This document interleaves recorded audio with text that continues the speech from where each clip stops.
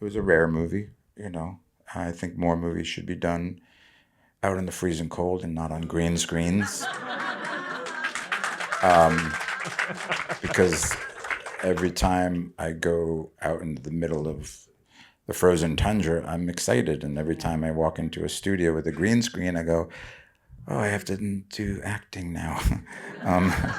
um, you know, and all the great movies that we all grew up with, or I grew up with, I don't know, ages in the room, but were done in real places. Mm-hmm. Dog Day Afternoon, that wasn't a set. All the great movies were real locations. And that, for us, it makes our gig so much more exciting and fresh and everything else.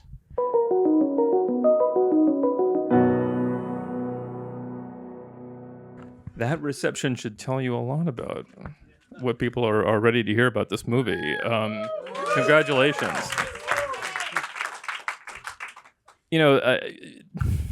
Westerns. We need more Westerns, and so it's very exciting that this movie is made. Talk about, it looks like it's fun to do one and also challenging at the same time. Can you talk about what it was like to make a Western? Making movies should always be fun and challenging at the same time. Like a double helix of both. Because the more miserable an actor looks on screen, the better the film.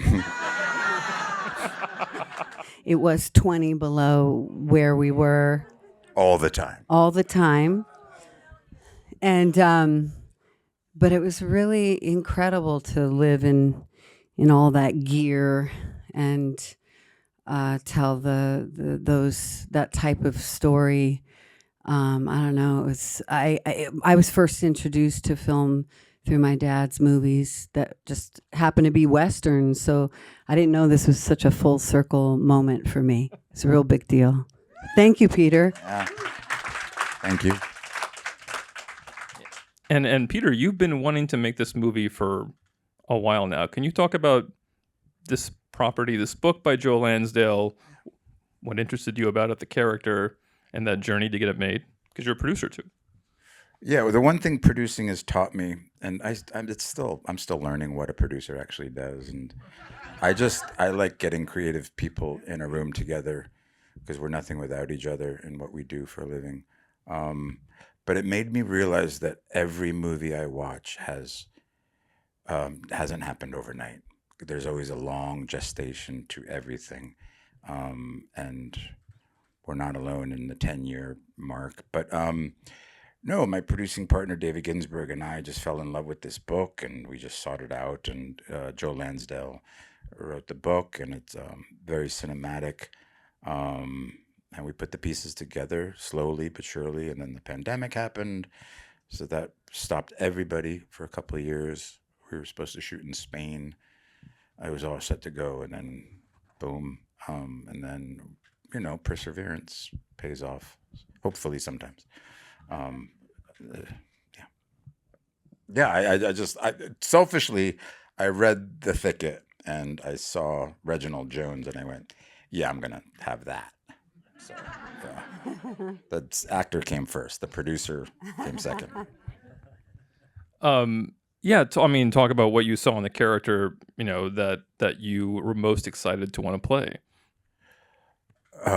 Well, I'm fascinated by how soft we all are, and how back then, no offense, but we are soft.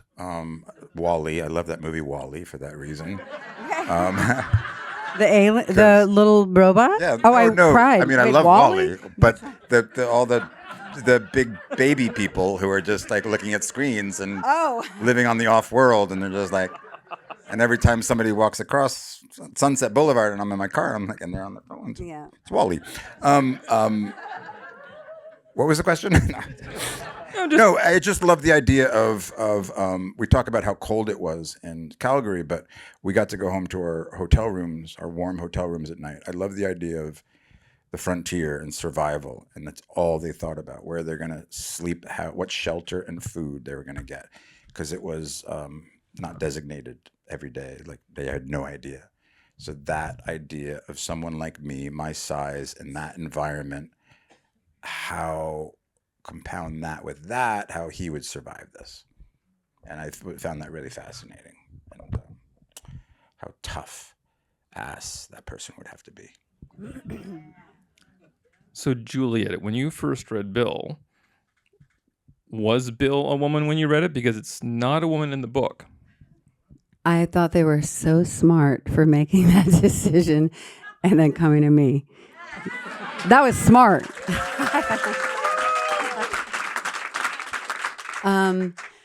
It was so incredible. It was a part of a lifetime. And when you get a part of a lifetime, it's what happens to you is you don't know how you're going to do it. But I was given such a plentiful ingredients, a bitch's brew, a magic stew of, just how they talk about Bill in the story, of her brutality and not knowing if it's a male or female, all those things. I had, when you saw me, I have to be the person that makes you think all those things. And the voice came to me first because of a line in the script that described maybe her scars or the way she might talk. I forget the line, but it came to me and I just started playing with my vocal register, which I tend to do with characters anyway, because I have this low voice, so I sometimes pitch it higher or lower. Anyway, I was happy I was able to talk in long periods of time in that register because it was difficult at first.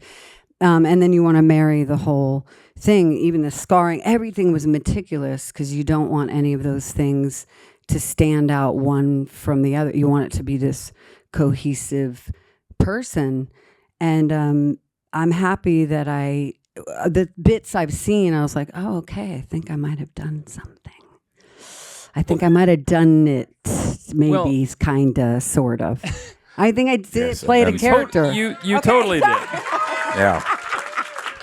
I mean, we've all seen it. Sort of, it takes away making Bill a woman is. It brings this. I think it makes it creepier because there's like a weird maternal aspect to it. And forgive my language, but with a guy it feels like rapey, and you just don't want that hanging over the whole relationship and the whole thing it gives Esme's character Lula a bit of just an understanding of her captor, like Stockholm syndrome type of thing, and not that you forgive anything from what she does, but it for me it lands a lot harder because it's unexpected and it's maternal, and you don't want that from maternal. You get it from paternal, but not. No, it's one of the most disruptive characters I've seen in a Western in ages. I mean, you always feel like when you're looking at gender bending, it's like it's always Annie Oakley and Calamity Jane. It's always it's always on the comedy side of things. Right. It's rarely like this, and it's felt like. Did it feel like you were doing something that you'd never ever seen anywhere close before? Yes, but I've met so many people in my life in all areas of this. I don't know. You meet people that have lived really hard, and I looked at Bill as like calloused pain. She was the embodiment of pain as a person, but with just calloused brutality. And the story they gave me of her history, it was really interesting to play that. It was very uncomfortable for a long period of time to be play this personality because I never wanted to lose it. Because usually I'm pretty. I mean, on set, I like to be wound very tight. I never fully relax, just because it requires so much focus for a long period of time. And this character, I just never want. I want it to feel so real. I just really wanted everyone to believe it, not just be cool in a movie. Although that's fun too.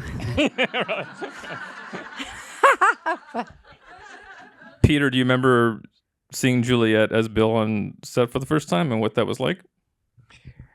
Yeah, it's a bit awkward because all you want to do is, like, as actors, we hug a lot.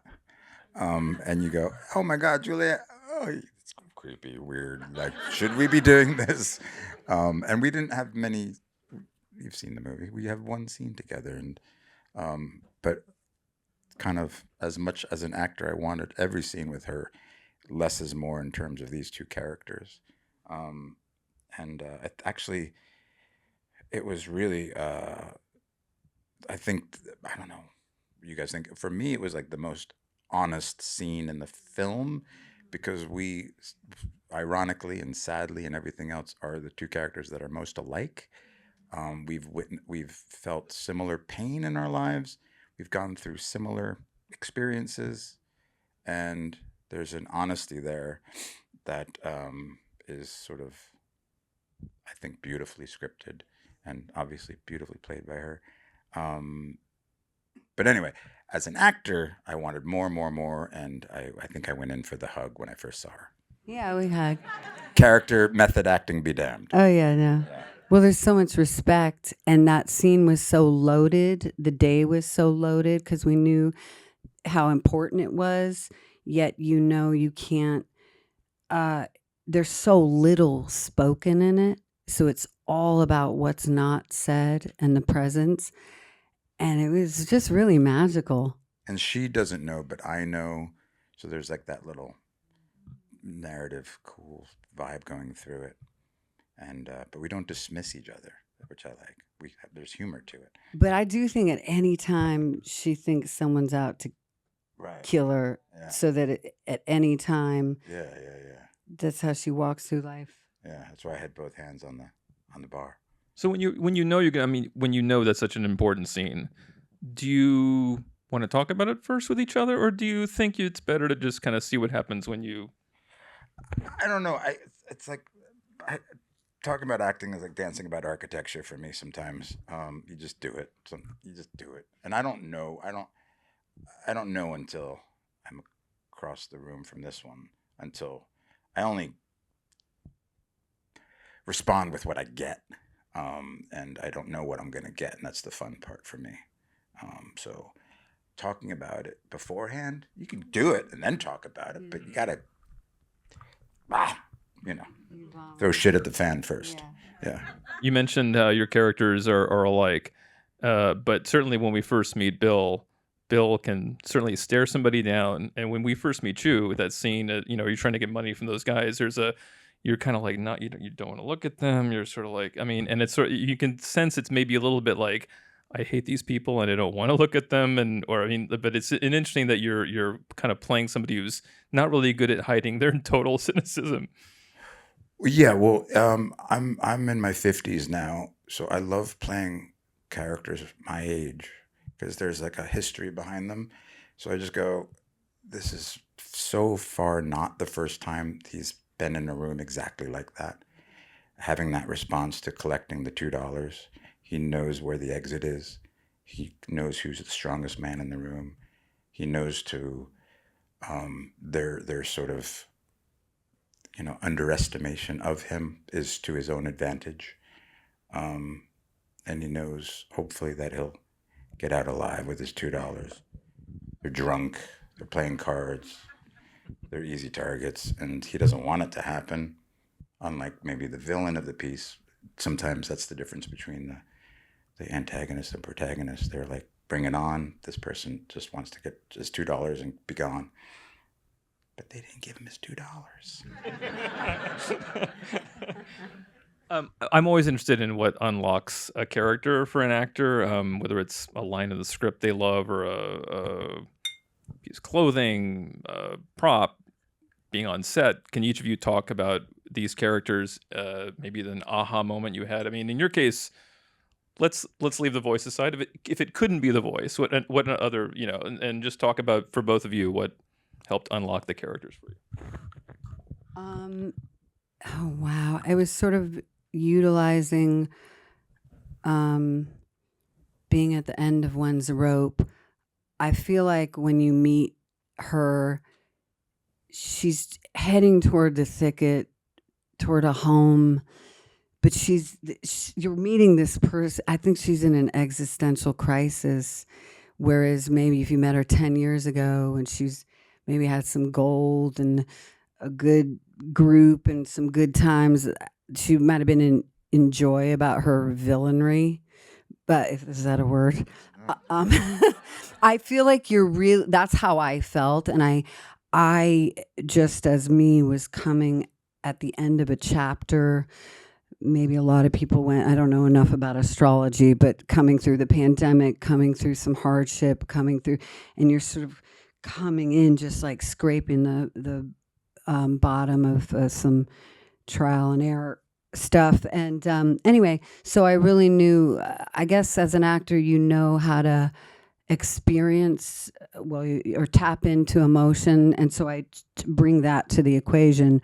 But also imagination plays so much. Again, the ingredients I was given was so rich with her history of having no love or just indoctrination that just brutalized her and made you go cold real young early on. So all those things, you're imagining that, and anyway, it's so tough. I don't know.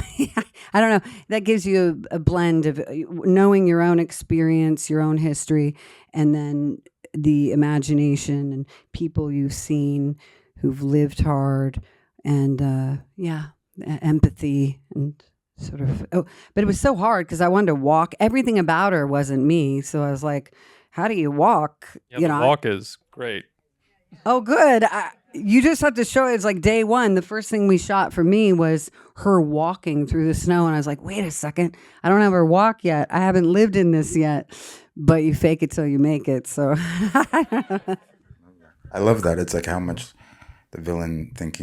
sorry. That's a judgment. But it's like, how much longer am I going to get away with this? yes. It's like the serial killers who like kind of want to be caught, and they just are like biding their time. You know, it's that sort of thing, which I love about Bill in a way. That's sort of.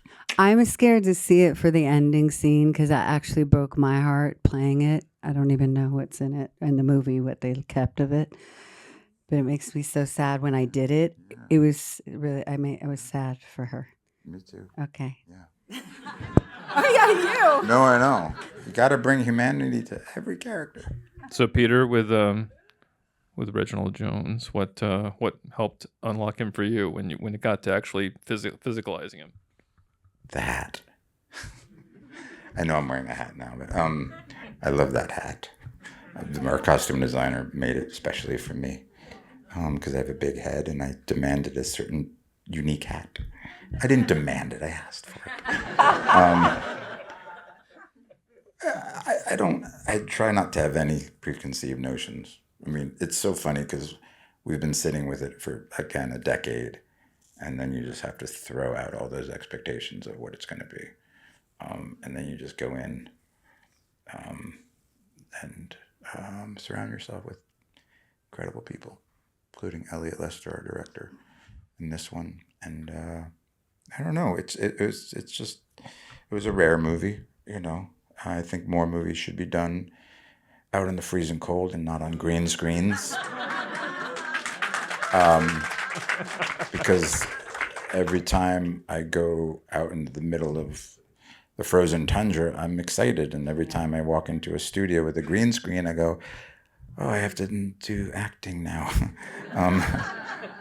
You know, and all the great movies that we all grew up with, or I grew up with, I don't know, ages in the room, but were done in real places. Mm-hmm. Dog Day Afternoon, that wasn't a set. You know, all the great movies were real locations. And that, for us, it makes our gig so much more exciting and fresh and everything else. All right, let's have story time. Tell us a story about acting in the cold. Okay, have you ever been to Calgary? Yeah. Did you get the Vaseline jelly that you have to spread all over your body because your skin it really starts to go like crazy, like you're somebody at the Beverly Hills having lunch? No, sorry, but I've never like felt such intense shit in my life, and It cracks. I live in New York, which is essentially a swamp in the winter, in the summer, and we're not fit for it. And the locals are like, "Oh yeah, you should get that stuff," and then they give you this stuff, and you're like, "Oh my god!" And then the first couple of days, you cover yourself in it until your skin adapts to it. I know cold, but I don't know that cold. Yeah. Says the guy with leftover guy liner on. Sorry. Just came from shooting. Juliette, do you have a good cold story? Well, I have an everything story, which is sitting, on set with my comrades in all our gear and the belt with the guns and a knife and a this and a that. It was about 15 pounds. And so it was the one time you're happy with all the layers because you could put, they did have, but don't let it fool you that it kept you that warm. But we did have these electronic long johns a little bit. So that was interesting. But your face is still shown. So you figure it out. It certainly keeps you awake Oh yeah. for long periods. There's no napping. Also, should I assume a fast shoot? Like not many days? I mean, Yeah, thank God. yeah, that's probably helping too. Yeah, it was an indie movie. Yeah, less So- than 30. I mean, you've both made both kinds of things, big things, small things. This qualifies as a movie big in scope but small in terms of like. So, is it more energizing to shoot an indie like this that's very fast and has to be done quickly? Well, it keeps you on your toes. I like it.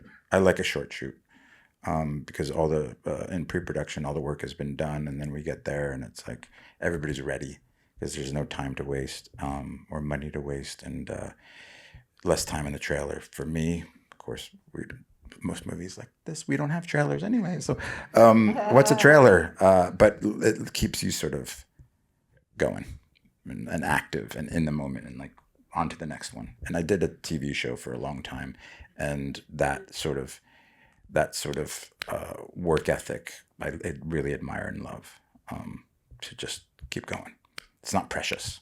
On to the next. And then with the if you like make a scene too precious and overthink it, it kind of dies on the vine a little bit, for me at least. And if you just serve the narrative, serve the story, serve the character, onward, it's great. Yeah, as long as you trust the director. Do you agree with that, Juliette? Yeah, all the shoots I came up on that you all know, we didn't have the luxury of a lot of takes, except for Scorsese. Every now and then he just had fun. One time we were on the 9th take, and I was like, Marty, is something wrong?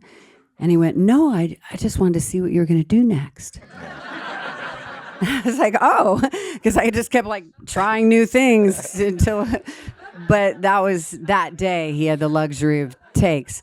But usually I've done things in 1 to 3 takes or like that. Yeah, nowadays things are getting more compact, and I did come from a couple TV shows, so I was craving movie life. It's what I understand, and just because it's finite, and your beginning, middle, and end. You know what's coming. You know who your character is, and so I really like that. But I would always want a couple more days on some of these shoots I've done. Yeah, But I was 9 lucky to takes- work with Sidney Lumet on one of his last movies. And we rehearsed, but he would always do 1 take, and then he would just go, "You want another one?" And of course you go, "Yeah, but if you want one," he goes, "I'm good, but if you want one." Oh no. And then you do that back and forth for like 5 minutes and go, and if you did that, he'd go, "Let's do another one." I was like, "Okay, yeah." But he was and it was Sidney, so you just trusted. Yeah. But he came from television. Sidney got his start on TV doing those live TV. Where it yeah, was like, yeah, live. oh. Like, so he just was like that machine, and that's why he made so many amazing things. And he just got great actors because he trusted them. that's right. And he was foolishly trusted me. No. This movie, I mean, is an exemplary, like a great example of just the fact that Westerns are ultimately about outsiders straddling good and bad, trying to figure out which they are. You both have played so many great outsiders. What is it that's particularly wonderful about playing outsiders? Who's inside? I was just going to say, Nobody here is inside. If there's an inside club, let me know. I feel like everybody's an outsider. That's a judgment, about some inside thing that doesn't exist. People in the right wing, but they're weird now. No, I'm just kidding. Sorry. Can't help myself. But yeah, exactly. But who's on the inside? It's like, I don't know. I like playing morally ambiguous characters because we all have 1% going on in that department where we doubt our decisions and all of that morally. But that's the outsider thing,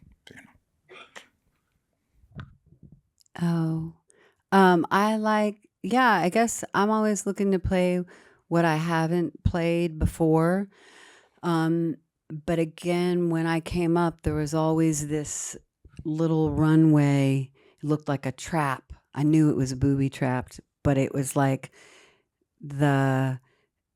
straight down the middle, like the pretty girl or the object of something, or nowadays storytelling, it's all runs the gamut of so many kinds of stories and people, so that's neat to see.